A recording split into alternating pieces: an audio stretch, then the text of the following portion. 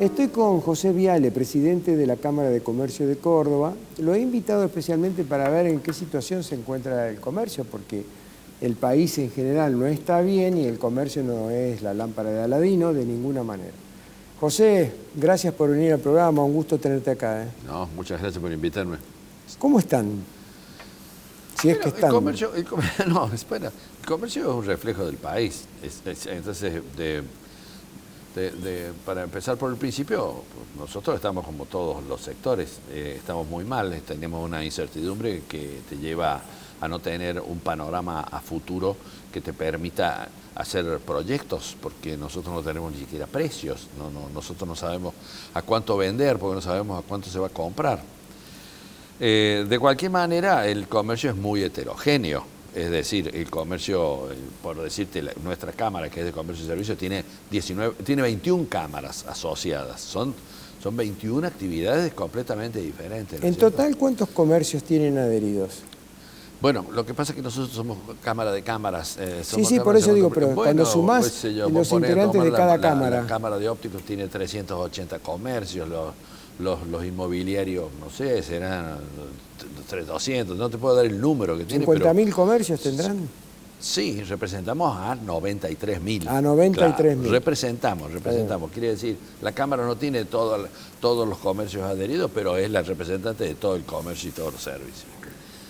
Representamos el 63% de la economía de la provincia entre comercio y servicios, y en la misma proporción en la cantidad de trabajo que damos, de puestos de trabajo. Para darte un número, porque no te puedo dar un número exacto de cuántos son los integrantes de la Cámara, pero representamos a todos. Pero volviendo a la exposición, te quiero decir que nosotros tenemos un panorama muy heterogéneo y hay gente que está vendiendo, Ya anoche estuve en una reunión con unos socios que tengo en un negocio y en ese caso no es un comerciante, sino un fabricante de calzado. Me dice, estoy ganando mucha plata. Estoy ganando mucha plata. Claro, de ahí vos pasás a ciertos comercios de minoristas, de indumentaria, y no saben cómo hacer para llegar a fin de mes. Después la heterogeneidad no va solo por rubros, la heterogeneidad también es geográfica. Uno tiene áreas de la ciudad de Córdoba, después voy a hablar de la provincia, porque nosotros representamos a toda la provincia. En la misma ciudad de Córdoba vos tenés sectores muy deprimidos, como el área central, que tiene problemas que no son problemas derivados de la situación en general del país, sino que son problemas propios del sector. Y después tenés otros sectores geográficos que están mejor. Hay corredores que andan bien y otros corredores que andan muy bien. Eso se nota porque no hay vacancia de locales. Si uno va a buscar un local a la zona sur, si uno va a buscar un local en la avenida Alem, no vas a encontrar porque se trabaja bien. De cualquier forma, y otra cosa es la capital y la provincia. La crisis se nota más en la capital que en la provincia. En el interior la crisis se nota menos, porque en el interior hay una actividad económica que está muy vinculada al campo, y el campo tiene una actividad con sus problemas, que no los desconozco, pero con sus problemas a cuestas, lo mismo, es una actividad que genera bastante riqueza, y entonces el comercio alrededor del campo también está bien.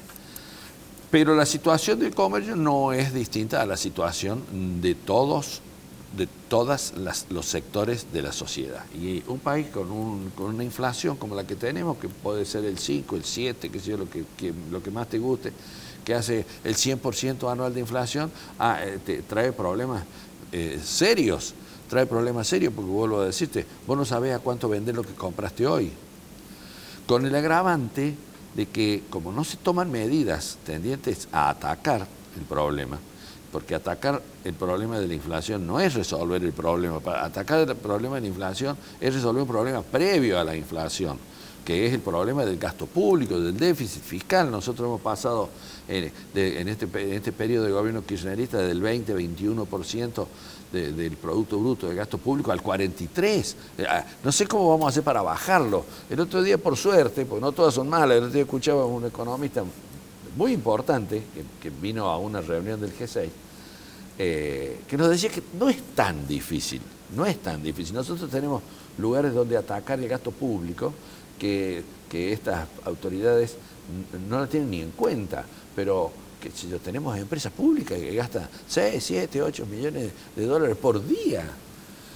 Y acá en lugar ¿Y cómo de soluciona el déficit de las empresas públicas este economista que vino? Bueno, yo te diría que cómo lo resolvería yo. Es decir, según él, hay varias formas. Privatizar es una. Venderla, Pero regalarla. el que compra va a decir, yo con semejante gasto tengo que echar a la mitad de los empleados. Ya se hizo. Alguna vez se hizo. Sí, Menem privatizó todo. El ferrocarril de Argentina tenía 93.000 empleados. Así es.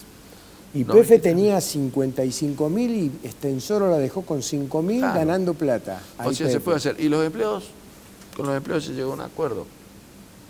Porque fíjate vos que, bueno, ya derivé a otro lado, pero si vamos a hablar de... fíjate vos que el otro día estaba con una dirigente muy importante, nacional, que hablaba muy agresivamente, defendiendo su postura liberal, que comparto. Y le digo, ¿vos crees que habría que reformar o modernizar, porque ahora está más de moda decir modernizar la legislación laboral? Sí. ¿Y pensás que se puede hacer sin convenir con el gremio? ¿Vos pensás que lo va a poder hacer a patadas? No.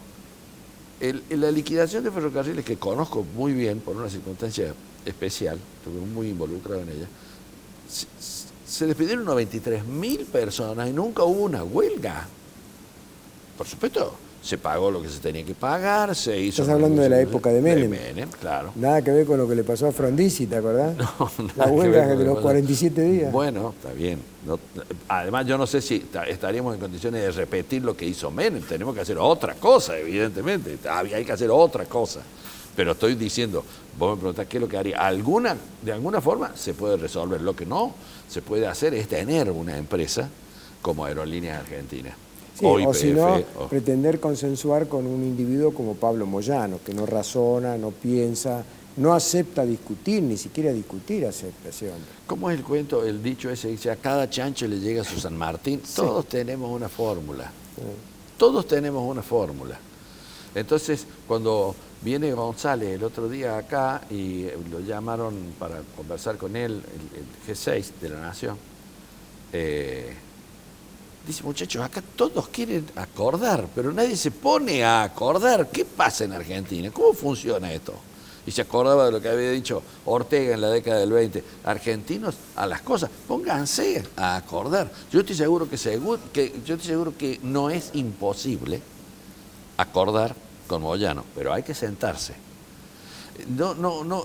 Me da la sensación de que será por mi profesión, que he vivido toda mi vida acordando, que creo que no hay duro que no se ablande. Entonces pienso que el camino indudablemente es ese. El camino indudablemente es, además de tomar decisiones, ¿no es cierto? Porque vos, previo a ir a acordar, tenés que tomar la decisión de liquidar la aerolínea. Y tener respaldo. Y el político, tenés que tener respaldo. Si la Cámara del Congreso, político. las dos cámaras te apoyan, decís, bueno, que salga la ley. Además te voy a decir, yo creo que para tomar decisiones de ese tipo, y otras muchas más, ¿no es cierto? Porque están las retenciones, hay un montón de cosas que hay que tomar decisiones sobre ellas. Quien quiera tomarlas, tiene que ponerse a escribir.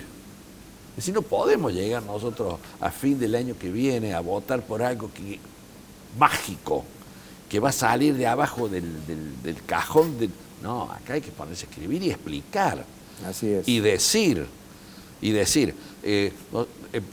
Yo estoy acostumbrado a cargar contra las autoridades del gobierno nacional porque no comparto lo que hacen, lo digo abiertamente, no comparto lo que hacen, pero verdaderamente la dirigencia de nuestro país, toda, me incluyo, la dirigencia también gremial empresaria, es una dirigencia errática. Es errática porque o no saben o no dicen lo que quieren hacer.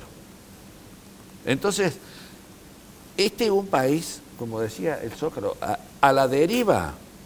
Entonces, bueno, viene un muchacho como Máximo Kirchner, que Guzmán ha dicho el otro día que Máximo Kirchner es un chico, así dijo, caprichoso y además incapaz. Así es. Él debe ser la segunda o tercera autoridad del país. ¿Nos merecemos eso? Capaz que sí, porque los dirigentes creo que no somos lo suficientemente claros para plantear el camino que vamos a seguir y decir, esto es lo que voy a hacer. ¿Les gusta? Vótenme. ¿No les gusta? No me voten. Pero estamos complicados con vistas al futuro. Estamos complicados no porque el país no tenga solución. El otro día ese economista, que ha sido ministro de Economía de la Nación, hablaba sobre el gasto público y decía, y sacaba la cuenta. Yo tengo muy poca capacidad intelectual para las matemáticas, nunca las tuve, entonces me olvido de todos los números que dicen, pero él sacaba la cuenta, sumaba, restaba. No es tanto lo que hay que ajustar para no tener déficit, que sería la gloria de la República. No tener déficit sería la gloria para la Argentina, para la economía de la Argentina. Entonces no es tan difícil, pero hay que decidir hacerlo, pero hay que saber hacerlo y si uno lo sabe hacer, tiene que expresarlo. Entonces, vos sabés, José, el otro día estaba en televisión, creo que era un directivo de Opinaya, una de las tantas empresas consultoras de opinión pública y todo eso, y habían hecho un estudio sobre intención de voto, y divididos en Juntos por el Cambio, Frente de Todos, Milei. Y resulta que en Juntos por el Cambio estaba primero Rodríguez Larreta con 13 puntos de intención de voto, segundo Macri con 11 puntos, tercero Patricia Bullrich con 7 puntos de intención de voto. En el Frente de Todos, primera Cristina Kirchner con 19% de votos y después seguían abajo con cierta distancia, menos de la mitad, Massa, Alberto Fernández y algún otro más por ahí abajo. Y después venía Milei con el 17%. No sé cómo tengo tanta memoria, la verdad. Yo mismo me estoy sorprendiendo, pero me quedan las cifras registradas.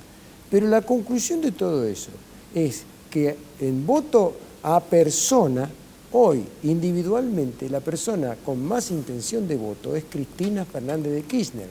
A mí, y a muchos supongo, nos ponen los pelos de punta. Porque si pensamos entonces las grandes mayorías, esa pobre gente que sabe levantar una bolsa, hacer un pozo, echar un árbol y nada más que eso, que hay que rescatarlas y darles una nueva instrucción para que sean gasistas, electricistas, plomeros, lo que sea, que tengan una profesión, esa gente sigue votando a Cristina. Entonces, la preocupación es que Juntos por el Cambio están convencidos que ganan por paliza y entonces todavía no hemos visto ningún plan, ningún boceto, no hemos visto nada. Como vos muy bien decías recién, hay que ponerse a escribir algo y explicárselo a la población. Resulta que yo no he escuchado absolutamente nada de ningún plan de transformación que necesita este país. Pero por otro lado, me alarma y me preocupa que el personaje político con mayor intención de voto hoy desde el punto de vista personal sea Cristina Fernández de Kirchner. Ese es un grave problema. Sí, yo creo que es un grave problema, pero pienso que no creo que la alcance. Yo creo que el resto, los votantes se van a aglutinar en otra, detrás de otra opción. No creo que le alcance a ella con ese porcentaje histórico que tiene. Es un porcentaje de gente, podríamos decir, como fanática. Entonces no escuchan, no ven razones. Pero por otro lado, este incremento en el gasto público bestial que ha habido ha generado esta cantidad enorme de pobres que hay, que también se ha triplicado por lo menos, y esos pobres en rigor de verdad son pobres por el déficit fiscal y por el gasto público, pero también han sido los que han recibido de ese gasto público. Es decir, son pobres porque reciben poco, pero lo poco que reciben lo reciben de manos de la política de la señora Fernández de Kirchner, y por eso la siguen votando. Claro. De cualquier manera, no creo que le alcance, porque a Argentina, a diferencia de lo que puede ocurrir con Venezuela o con el mismo Chile, siempre ha tenido una fuerza moral, diría yo. No es fuerza moral, tiene que tener una fuerza en la clase media que se resiste a ese tipo de cambios de volverse más pobre, aunque nos está pasando, porque la clase media está cada día más pobre, pero esa clase media siempre tiende a tener una opción más por las posiciones más como liberales, para ponerle un nombre, que a las posiciones que ven que generan miserias extremas, como pasa en Venezuela. Ahora está desapareciendo la clase media histórica de la Argentina, ¿no? ¿Te acordás la pirámide social Sí. que se hacía clase alta, clase media, gorda, grande, y clase baja? Se está creciendo la clase pobre y tal vez un poco la clase alta, no sé cuánto, Sí. pero la clase media está desapareciendo. Bueno, está desapareciendo, pero apenas cruzas a los países limítrofes te das cuenta que aunque esté desapareciendo, existe. Claro. En cambio, nosotros teníamos una economía modelo, que era la chilena. Era modelo, pero de repente se armó un lío bárbaro. ¿Fue casualidad? No, no fue casualidad. Esas casualidades no existen. Ahí había un problema, como le dije hoy a un empresario que me hablaba de otro país limítrofe donde parece que es la maravilla. Le digo, el problema que tiene ese país, donde el impuesto a las ganancias es el 10%, el costo laboral es el 12%, el IVA del 10%. El problema es que no tiene clase media. Y un día, los pobres extremos van a querer ser clase media, y para eso le van a morder a los que tienen. Y seguramente no le van a poder sacar nada, pero van a armar un lío bárbaro. Seguro.